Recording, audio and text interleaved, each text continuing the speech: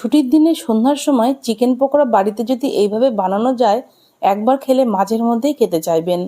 তার জন্য 400 gram chicken নিয়ে ওর মধ্যে গোলমরিচের গুঁড়ো, পেঁয়াজ পেস্ট, আদা রসুনের পেস্ট, কাঁচা লঙ্কার পেস্ট, পরিমাণ মতো নুন, হলুদ, ধনে, জোয়ান হাতে ঘষে দিবেন, এতে সেন্ট আরও বেড়ে যাবে।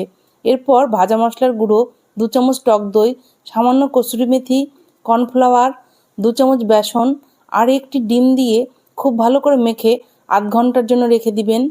এবার তেল গরম হলে লো ফ্লেমে রেখে খুব ভালো করে আস্তে আস্তে ভেজে নেবেন। ভাজা হয়ে গেলে তেল ঝরিয়ে তুলে নিতে হবে। এখন সব চিকেন পকোড়াগুলো ভেজে নিয়ে ঠান্ডা হয়ে গেলে আরও একবার ভাজতে হবে। এতে দোকানের মতো চিকেন পকোড়াগুলো খুব সুন্দর মচমচা হবে।